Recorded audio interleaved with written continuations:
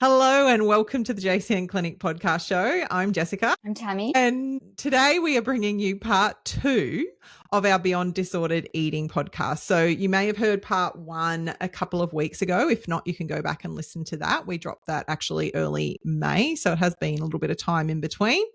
But Tammy and I are excited to bring part 2 to you today and to dive into some further really interesting discussion points around this topic and actually even look at how a lot of this relates back to the gut.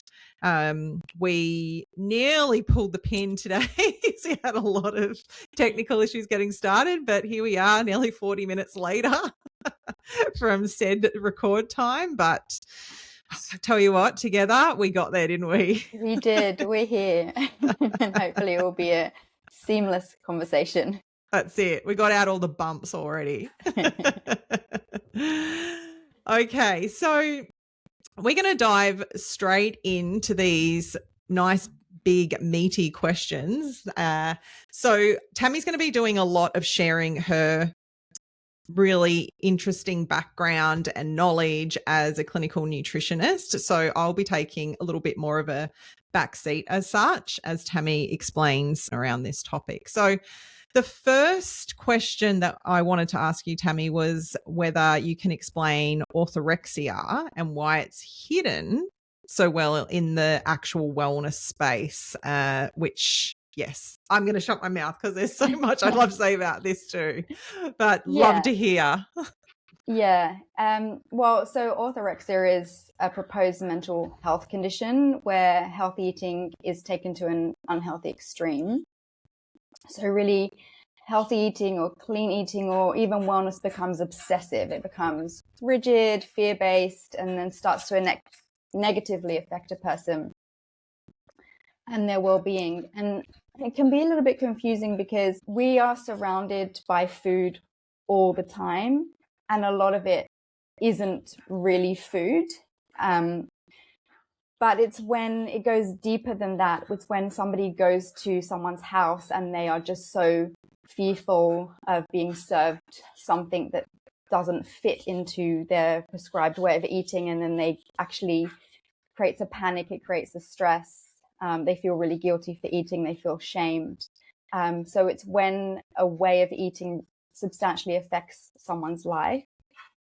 And, you know, when we think about well-being, it can show up as extreme clean eating, biohacking, only eating organic, cutting out food groups when there's no reason to, constantly detoxing, researching every ingredient to the point where it you just feel lost on what to eat, and then always in search of that perfect diet. It's interesting though because with orthorexia, food kind of becomes moralistic. It's like it's good or it's bad, it's right or it's wrong. And I'm seeing how social media really feeds into this. There's some research done around the what I eat in a day trend that's often seen on TikTok and Instagram, and how these videos themselves can turn eating into a display and an evaluation. And then while the content creator's not actually saying this is good or this is bad, that is what can be received by the person viewing. And then they can start to compare and judge their meals against those.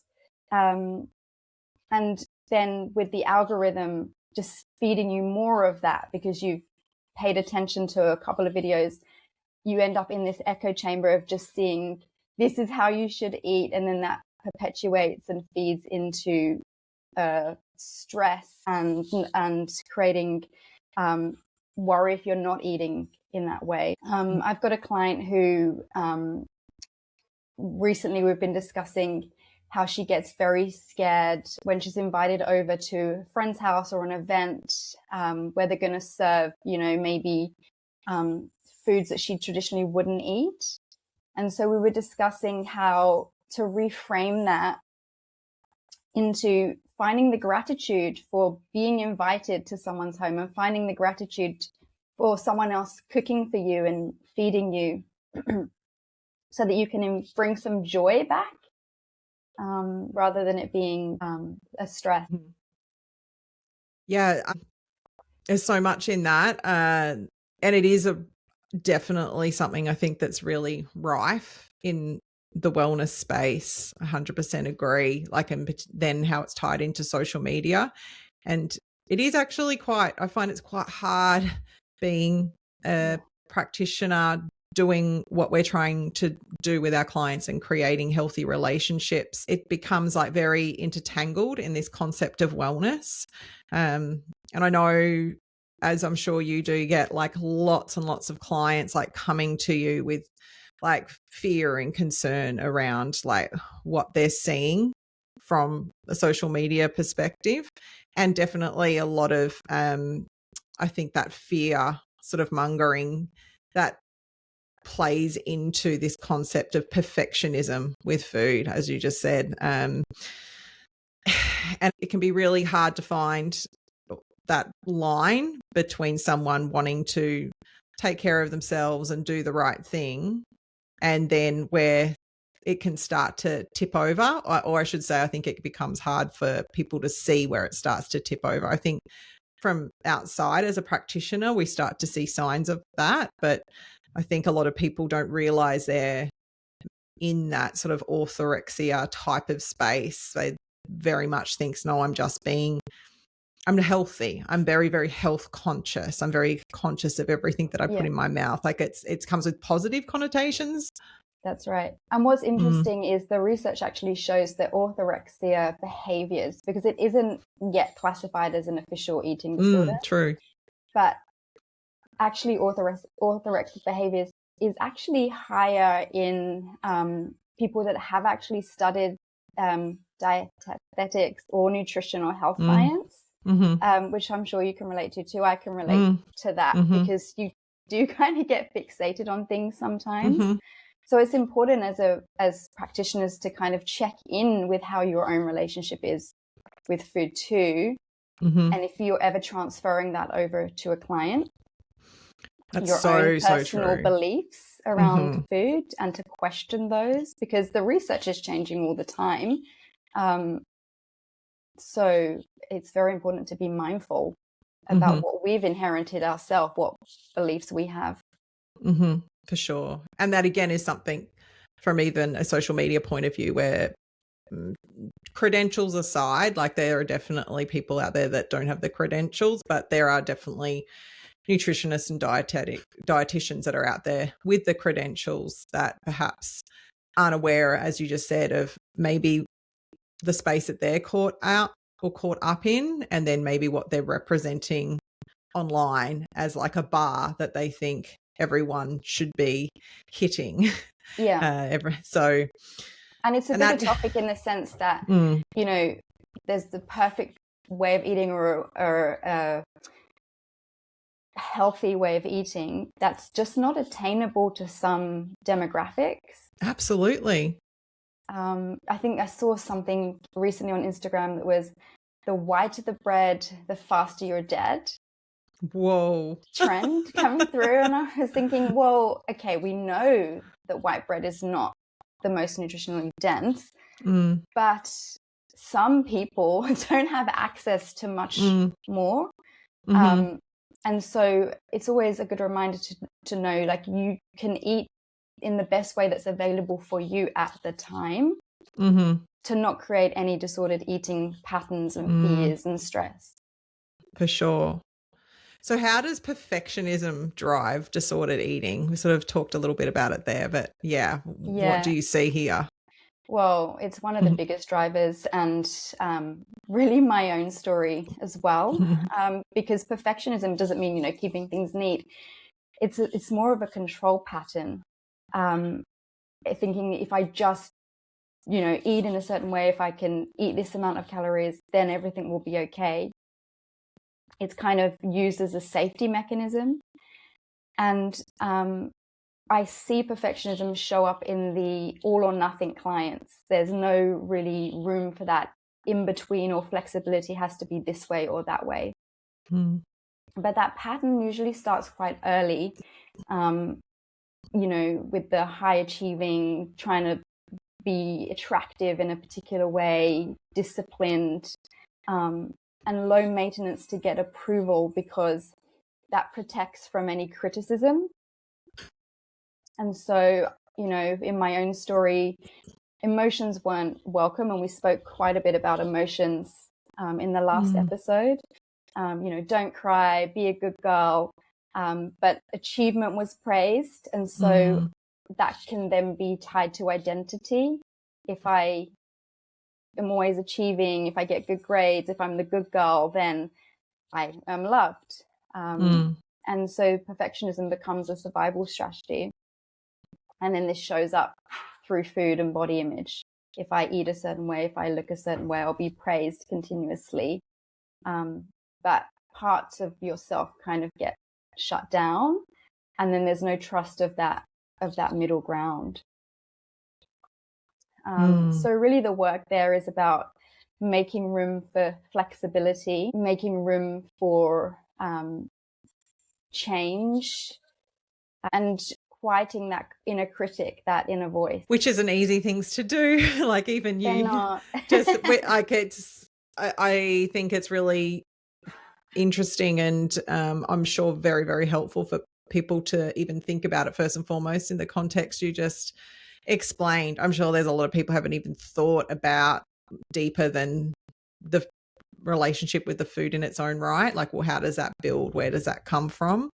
But even, I guess I'm just thinking of you talking a little bit there about your own experience. Like, I imagine from that first sort of seeds or occurring and it coming and into that more disordered eating space through to you understanding like the whys and like, oh, well, this part of me has been shut down and maybe that is something I need to explore, and why am I doing that? I imagine that timeline was quite diverse. Yeah.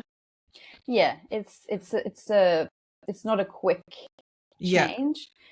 But what's really important for listeners to know is that when you do make the change, the inner critic quietens. You know, I would always have a loud voice questioning everything. You know, did I say the right thing? Did I do the right thing? And through this journey, that does quieten. And I think that's really quite significant. Yeah, that's sort of why I asked, sort of alluding to, like, obviously it's a lengthy process in its own right, like anything that you work on from a health perspective, but it's something that you can relate to even yourself, like seeing that voice inside start to maybe lose some of its power as you're sort of progressing and learning how to deal with something like this. Yeah, absolutely. And I think while it can be, you know, a long process to get to that place, little changes do happen. And if you go down this path of, you know, making room for how you feel, it can be as simple as, you know, going to the fridge and reaching for that chocolate and just checking in and say, I have feelings. I'm feeling stressed. And giving yourself a little bit of compassion and space for that feeling to be there. Changes happen quite quickly, and it's clients are quite surprised when they look back, when they think, oh, I've still got a long way to go, but they can look back and actually say, no, actually there has been quite a significant change in their relationship to themselves, their relationship to the food. Food doesn't then have that charge in the same way. For sure. And I think a lot of clients that we see haven't even considered the why, like the reach for whatever it is from a food perspective, and like the context of what's behind that. As you said, like if it's the classic, oh, I'm going for this particular snack that I then beat myself up about, or I'm talking to you about in this consultation with your nutritionist because this is something that I see as problematic, but I haven't really thought deeper than like, oh, I know I shouldn't, inverted commas, like be eating this, but just to even start to have that conversation as to think about, well, why? Like, what are you thinking? Like, as you said, in that moment, stopping and like considering like what emotions are going on for me now. Like most people have never even considered to think about that. And it's so, so powerful. And yeah, like for sure I guess I brought up about time because I'm wanted to be respectful of, we're not talking about this thinking it's an easy just fix as such, but it's very powerful, just like that acknowledgement and that understanding of like, oh wow, I hadn't even realized that that's what I was thinking when I was doing this. I know we talked about that in our sort of first part of this series. So how does food and body become these attempts to fix something that's going on at a deeper level? Yeah. Because for many women, food and body control is not just about the food. It's about trying to feel good enough. And a woman might say, you know, I just want to lose weight. And sometimes that's absolutely valid. There's health reasons for that. Or they want to reduce inflammation, you know, improve their hormones, etc.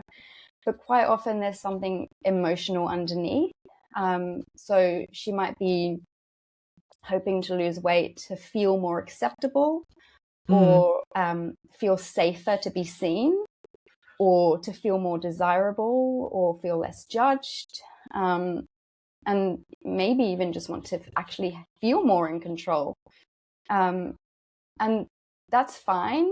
But the problem is when the weight loss or the body control gets used to meet one of those needs only, because the body is always changing. Okay, so you know, it changes throughout the month. Even with the menstrual cycle, certain times of the month we may feel heavier than we do at other times of the month. It changes postpartum. It changes as we're getting older. We age. We start storing fat in different places. So if somebody's only okay with themselves when the body looks a certain way, that feeling of unsafe will come up every single time the body changes.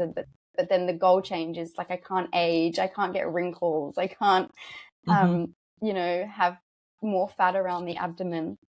And so the deeper question is, can I make health choices without kind of hating yourself into them, but always doing it in a more loving, compassionate way? Yeah, for sure. And again, yeah, that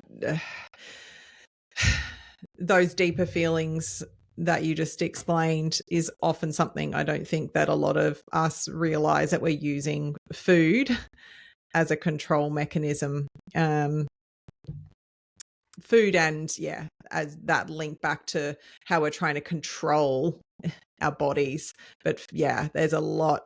I can think of many, again, examples of clients where they are not happy with their body in maybe like a body composition sense, but how then they're using food to control that at different points, from almost like a punishment point, like how they've talked about their body changing on them, and then how they're using food to try and control that.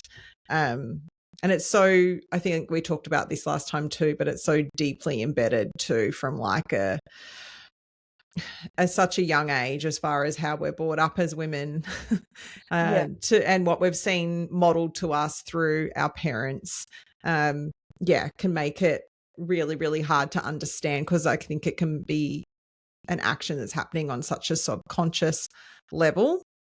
And the language used around it, you know, things like, oh, I had cake today, so I'm not going to have dinner. I'm just going to, you know, not eat anything until tomorrow. And as we spoke also about in the last podcast, how that also relates to a woman's ability to receive or self-care, right? Because, you know, self-care is often seen as something that's a luxury, or rest, sitting down and taking a pause is often seen as a luxury, but they all feed in together.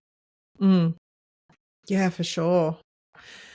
So you've mentioned, we've talked, well, in this one and in the last podcast, a lot about stress that gets intermingled into this for women and the nervous system in the context of stress. So what in this space, and I guess it also implies like the wider realm of stress, but how is that actually affecting us? And even from a gut perspective, when we've got so much stress and anxiety around this space, how is that affecting us? Yeah. And I also speak to this from my own experience, because, my late teens, I went to a gastroenterologist with IBS, but really that was all tied to this disordered eating and stress pattern. And when most people come into the clinic for gut issues, a lot of them do have real issues that we need to actually look at. But no one really comes in thinking that their digestion has anything to do with their mental state, but it absolutely does. So we want to be focusing on that as well, because digestion is supported by the parasympathetic nervous system, the rest and digest state. And when we're in a stress response, the blood flow is shunted away from the digestive organs to our arms, our legs, survival organs that we need, heart rate, muscle, so that we can run, if we were under threat. And it's important to note that the physiology within the body, these parasympathetic or sympathetic nervous system changes happen whether it's a real threat or an imagined threat. So even if we're worrying about what we're eating or feeling guilty about the food that we're going to eat, the same things are happening. The blood flow is moving away from the digestive system that's needed to digest the food. So stress can affect stomach acid, enzymes, bile flow, causing more bloating, changes in bowel movements and gut sensitivity. But also, because the gut lining is made up of cells held together by tight junctions, which regulates what passes through the gut wall and what stays out. With chronic or repeated stress, the gut barrier can become more permeable. So one of the reasons this happens is through CRH, corticotropin releasing hormone, which is part of the brain stress response. And CRH communicates with the gut and activates mast cells. And the mast cells are immune cells that sit closely to the nerves and the blood vessels. And when they're activated, they release compounds like histamine and inflammatory cytokines that can affect the tight junctions and make the gut barrier more permeable. And once it is more permeable, bacterial fragments and food antigens might interact with the immune system more, causing more inflammation, and then inflammation can further disrupt the gut barrier. So it becomes a bit of a loop. When stress affects the gut, it then impacts the gut function. Yeah, there's so many symptoms there that you just a lot of what you've just highlighted there. You can just think of multiple different symptoms and ways that gets presented with clients. Yeah. But I can definitely also add to, from a client perspective, I don't think I've ever seen anyone that has come to the clinic with some form of disordered eating behavior or background that hasn't had a really strong gut element. And then obviously the amount of stress, like these things come tied together. I don't think anyone could experience like disordered eating without an element of stress, because in its own right, it's kind of born from stress around, like, as you said, even with perfectionism and these other areas that it kind of grows from, which can be very stressful. But yeah, I think anytime I've seen that where people are even aware of their behavior, and even with the eating disorder space too, there is always seems to be this really strong gut element. And it makes sense, like, from all of the reasons that you just described. So and that can be problematic, right, in its own, because then it can feed, if the gut starts to become so problematic, then start experiencing gut symptoms based on the food that you're consuming or different types of foods, and then that just sets up a whole lot of additional stresses and it becomes this horrible feedback loop. Exactly. And then you Yeah. start cutting out foods because you can't Yeah. tolerate those foods, and then it just Yep. continues. Yeah.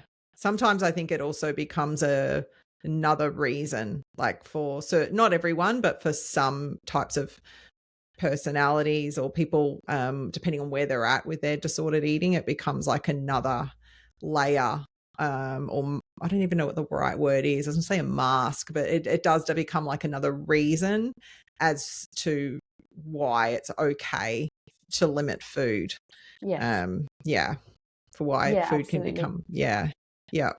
It's very easy to stay in a stress pattern and not address that, and then but focus on changing food or taking supplements. Exactly.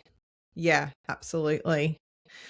Do you see, this is me going rogue, but that's me. Do you see over the years a lot of veganism as well in this area? Because I know I do, and I don't have any problems with the vegan diet. Like if it's done right, great, wonderful, if it suits you as an individual. But I think it has definitely been something I've seen, like with majority of people who are really deep in this area with their health. Do you see that? I have more so years ago, not so much anymore, but definitely cutting out meat as a weight loss method. I don't know, I think it's also, and if you're vegan and listening to this, I totally understand again that there's people that they're following it for their own ethical reasons, but I do think that it's another type of way that it can be taken and used to control food, as far as like a lot of different things that you can just go, no, I don't eat that, based on veganism as I guess that's what I was thinking, is like a mask of something you can use to go and say no to and it be okay. And people are like, oh, well, that's why you're not eating. And if we think about like the energetics of food, hopefully I can explain this correctly without losing people, but meat is more grounding, whereas plant foods are kind of typically more, lighter areas. So it keeps somebody in a different state as well. Some people can use plant foods, for example, just to feel lighter in themselves as well. Yep, for sure. No, I get that. Even, I know you're saying energetically, but even just the physicality of it. Like I definitely know I've had people say to me, like they feel heavy, they feel gross, they just like, no, it doesn't work for me. And but when you dig into it and get them to explain it, it's not that particular food is causing any digestive distress. It's actually like it's just like a heavier food. It's more dense in protein and potentially but I know you're talking about it more energetically, but it feels different to eat a steak than it does to eat a bowl of lentils and vegetables. Yes, exactly. Yeah. Again, just as in relation to that, and I sharing these because I think it's important for people to hear, because as we said earlier, I think you can get caught in this and not realize what you're doing. I've also seen many clients thinking that food that they're consuming when you're trying to like bring new things in, or just in general, like when there's this mishmash of gut and fear around food, like thinking that the food in its own right is feeling like it's not right for their gut.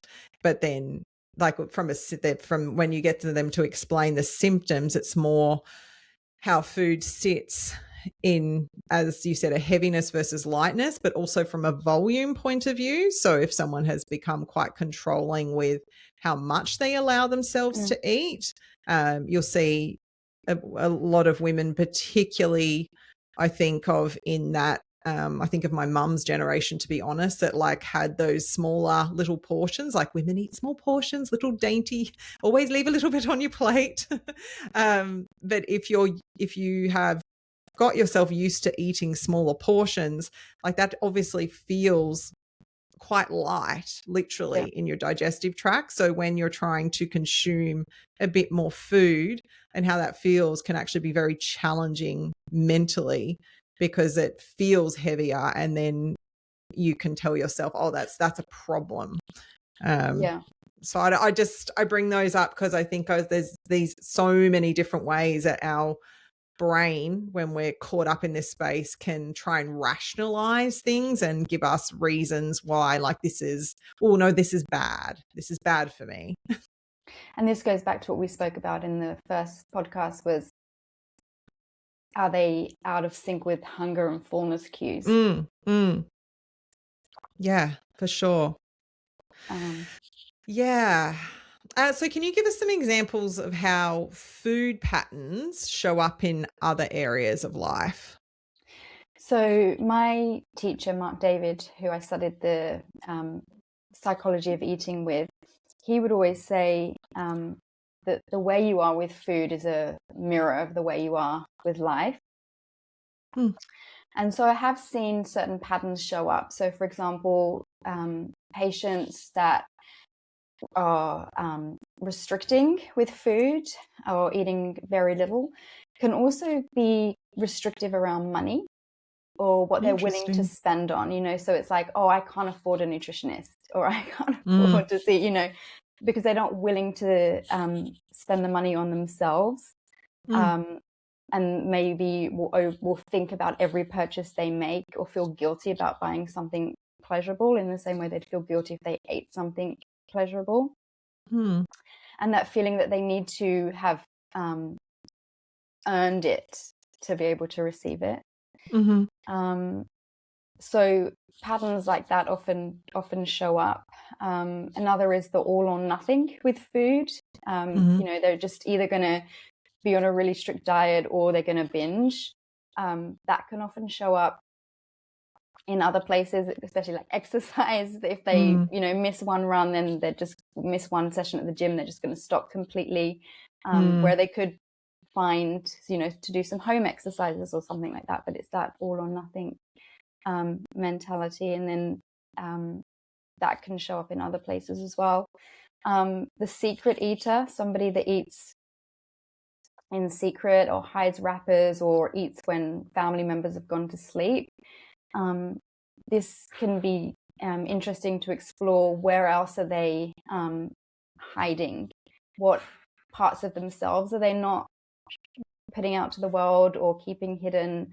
Are they feeling ashamed by their wants and their desires? It's really interesting when you start going deeper with the client and asking these questions, because often they won't know. It's not so obvious to them. But if they have the interest and opportunity to go deeper with that and ask themselves, a lot will come up for them, because they don't even know that they're hiding parts of themselves. And it can be very freeing to realize that. Also, somebody that never feels satisfied with food, always, wants something sweet after, wants more. It's like, well, have they allowed all of their emotions to come up? Are they listening to themselves fully? Are they is the fullness just physical, or are they looking for fullness somewhere else? Emotional. Is there more of an emotional hunger that needs fulfilling rather than they actually need more food to fill that? That's so fascinating. I had never even thought about it in that context, but as you're explaining those, I can relate them to lots of different scenarios of different clients over the years. And yeah, obviously it makes you think about yourself too. You're like, what are my habits? What do I do? Yeah, you can't help but not. I think if anyone's listening to that too, I know this is more of a question I usually ask you right at the end, but I think it's quite pertinent here. I mean, how does someone, where does someone go from here? Like, what would you recommend? Say you're working with a client and you can see that this is a very sort of strong area that requires work. Like, is it something you would recommend just to go and see their GP and get a mental health plan and kind of go down that pathway? Like, what do you usually do as far as suggesting? And obviously you've got a level of ability to work with people like this too. Yeah, I mean, I think it depends on the extreme, how extreme it cases. But for a lot of people, it's just, first of all, naming, owning the behavior, and also not making it wrong. So all of these behaviors served a purpose at a time. So it's just kind of noticing these behaviors, notice where these things play out, and giving yourself some grace and some compassion as to why that's happening. You know, if you're hiding in food in secret, part of you needed to do that to a point. And then it's about you know, working with a psychologist can be helpful, or a counselor or an eating psychology coach, as to where can you fulfill those needs in other places. How can you get those needs met? How can you allow yourself, how can you allow those parts of yourself to shine through without the shame and without the guilt? What would that look like? So it's a lot of questioning, holding space for yourself, and always with compassion, not with force. Yeah, no, for sure. Yeah, I think I think that a lot of people would definitely need guidance of some sort. I could be wrong, but I feel like there definitely would be people out there who would be listening and be able to kind of work through something like this on their own, which is wonderful. But I do think that it's also a space where having guidance and someone to talk to and to help you unpack this would be pretty crucial. Again, it depends on, as you just said too, the level of what you're dealing with. Sometimes it is just working with someone that can like bring awareness, and then you're able to unpack things from there. I just know, I guess I ask these questions because just as a clinician, like I always can tell when I'm getting to a point with a client where I'm like, I don't have the skills to help here anymore. Like I don't, you know, I can see but the behavior, but this isn't my area. Like I don't know the right things to tell you. Like all the right, that's not the right thing to tell you. It's like the right tools. I don't have the tools to give you. But then I've seen people who have then taken that step and gone and worked with someone, and it's just been those right tools, and it's like bam, there it is. That's what they needed. And it can really make a difference. Huge. So to finish up on like a meaty question, considering we're talking all around body composition and just how women are relating to their body, GPL1s, I think we need to do, and we will do a whole episode on this. That's for sure. It wouldn't be the first time too that people haven't requested it. But just in relation to this, thoughts on GPL1s, and then how obviously, you're seeing them changing women's relationships with their body image, food, etc. Yeah, it's a really big conversation. It really is. Because for some people, they are life-changing, you know, especially with type 2 diabetes, insulin-resistant metabolic diseases, and, you know, significant food noise. It really makes a difference. So I in no way want to minimize that. But if I'm putting on my like eating psychology coach lens, I think we need to ask bigger questions than, does this work for weight loss? I think we need to also be asking, what does this do for body image? What does this do to appetite? Is it blunting appetite in more ways than one? We spoke a bit about appetite in the last podcast, because appetite's not just about food, right? Appetite's desire, it's wanting, it's that life force. And so I don't think we have the answers yet. With the GLP-1s, I think much more research is needed, and actually speaking to people that are taking GLP-1s and what their experience is actually like. But if we are reducing food noise and reducing appetite, what's happening to desire and wants and connection even with people. But I think as well that GLP-1s have become so accessible. People seem to be getting them from the internet even. And I've had lots of people tell me they've taken GLP-1s and they don't have any metabolic conditions at all. Absolutely. Only doing it for weight loss. Yeah.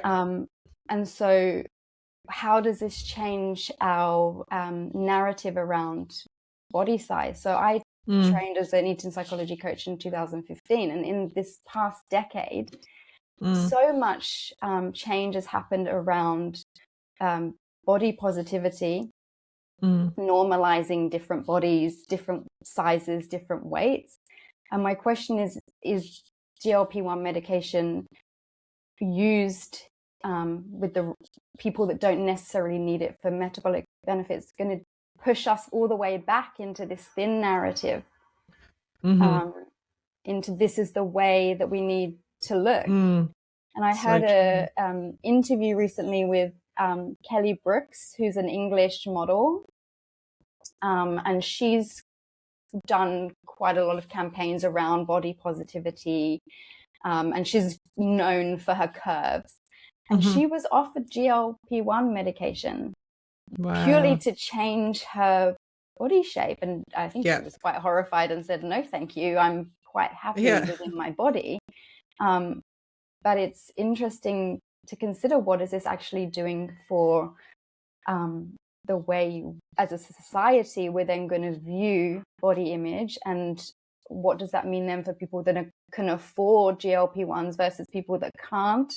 It makes thinness much more accessible without actually having to do any work. You know, in the 90s, yes, it was all about being thin, but thin was hard, right? But now we're it's accessible if you have the money. Well, interestingly, that 90s waif look like is all full circle right now. It was like it's come back, and it is, you know, it is interesting that it's like kind of all happening at the same time. And even the money factor is fascinating, because you see it rife, right? It's a world, I think, that you worked in or in the circles of many moons ago too, but like from that celebrity space, it's that classic of like everyone being on it, and like even the jokes, like when you see all of the Real Housewives shows, like they've all of these women have just shrunk to these smaller versions of themselves, and they're all like making jokes about it, about taking it and so forth. It's like it's just become like a normalized part of society, and particularly if you have access to it. And it is fascinating to think about it on a broader scope of how it's affecting then our now again our idea of the norm. We've worked so hard, not that we've got there, but so hard to get to this point of like being more accepting of different body compositions. And now it's like, oh, just take a pill and you fit this like idea of like what a perfect body looks like. But it's interesting working with clients going through like I have a lot of clients that are using GPL-1 particularly for weight loss. Like there's a couple that there is a metabolic picture in there too.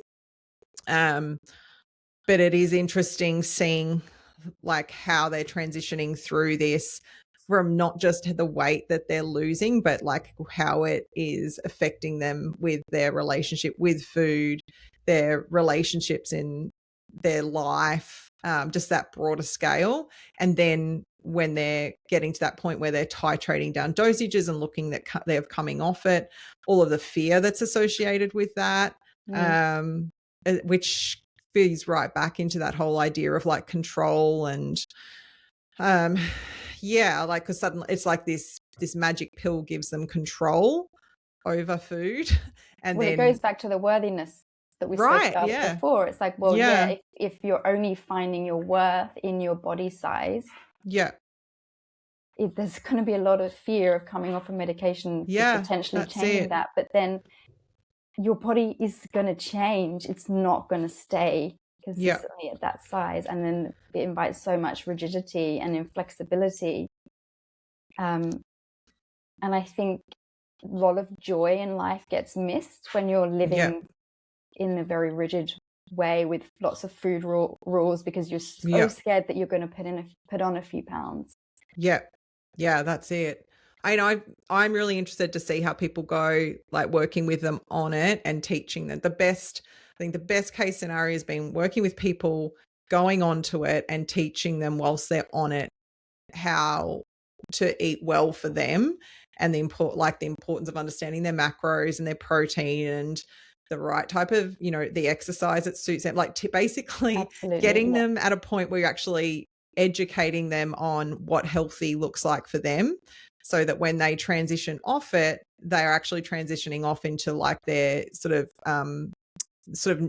newer version of like their new education of food. So they're not going back to like these old habits with food, or I shouldn't say habits, but just that their way of eating prior that may have been like the reasons behind a lot of their health problems. So if you can use that whole time as an educational tool, but a lot of things have to line up to make that happen. Like that person needs to be reciprocal to that, open to the learnings. Like, yeah, there's a lot of support mechanisms along the way with like relationships and I don't, yeah, I'm transitioning. There's definitely people transitioning off that have been going so far so good, but I haven't had anyone say a year on or 2 years on to see how that's going. And particularly as you're talking to their relationship with food and like their emotions and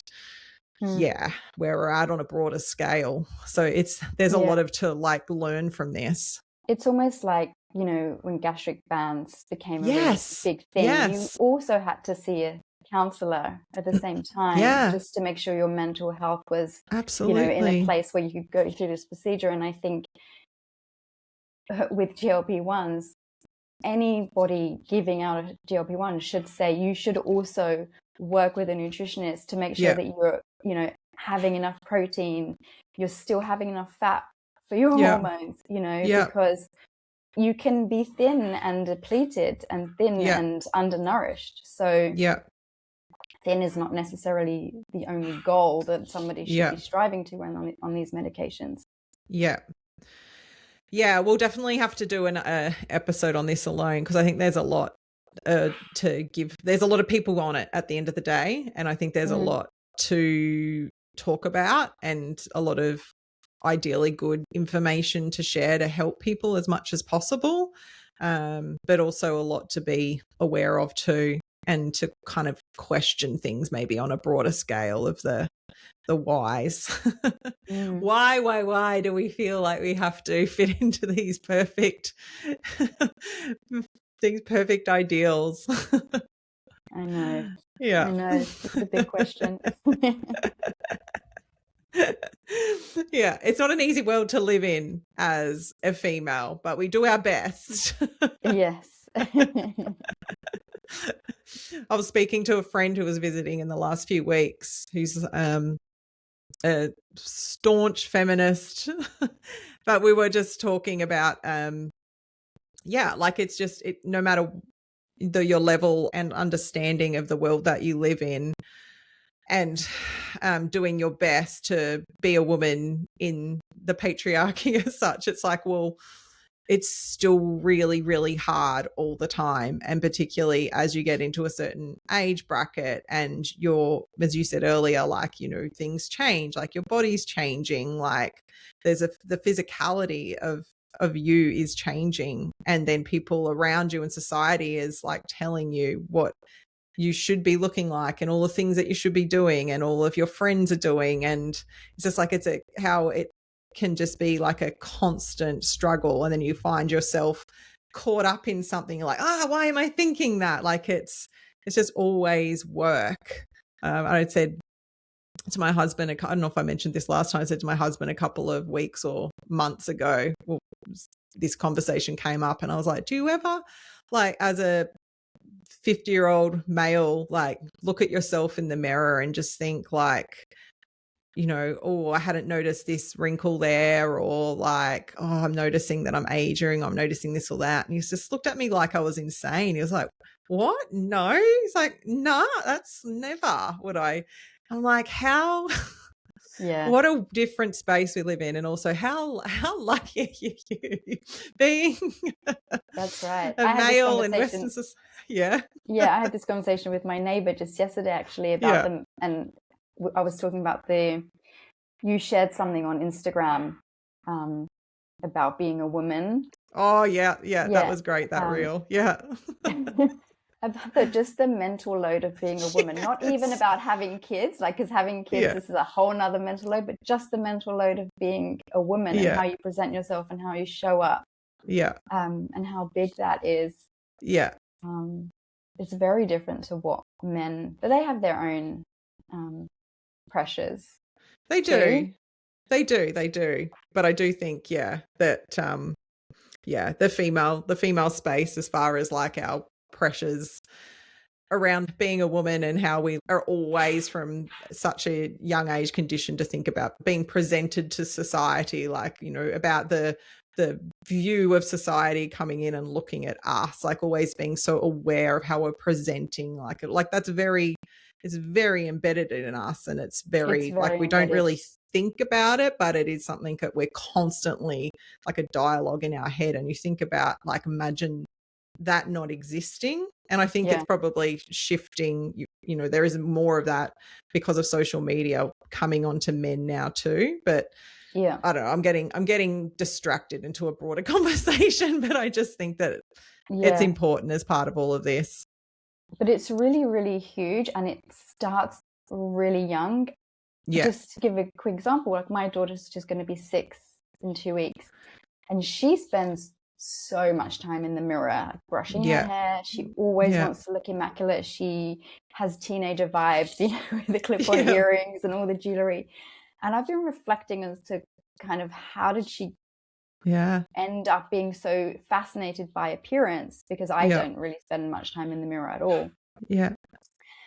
And when she was born, she looked like a little doll. She was really tiny. She looked like a doll. And every single person we walked past would comment on her appearance. Everyone. And it's so subconscious that I feel like, I mean, I can't prove this is the reason, but I feel like from that, she feels she has to need to present a certain way to the world, because she's always getting commentary.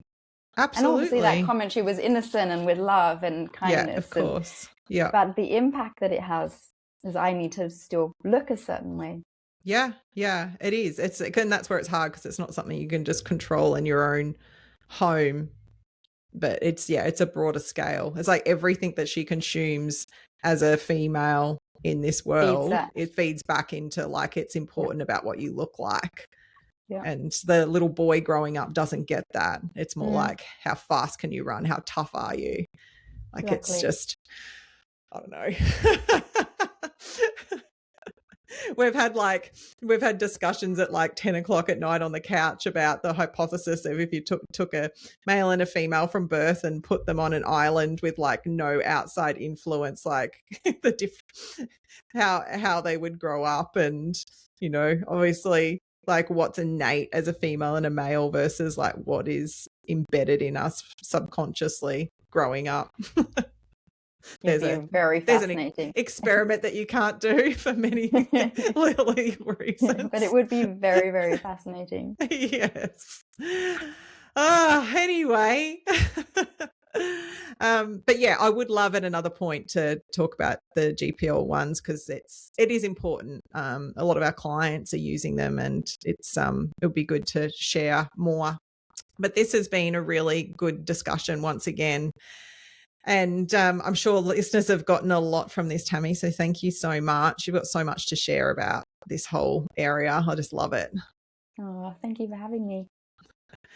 So, listeners, if you have enjoyed today's episode, as always, we'd love you to share or leave us a review. That helps us be found by other people out there in this podcast world. But otherwise, we definitely will be coming to you again soon. If you have any suggestions as far as topics you'd like to hear, just let us know. But otherwise, thanks again, and we'll catch you next time. Bye. Bye.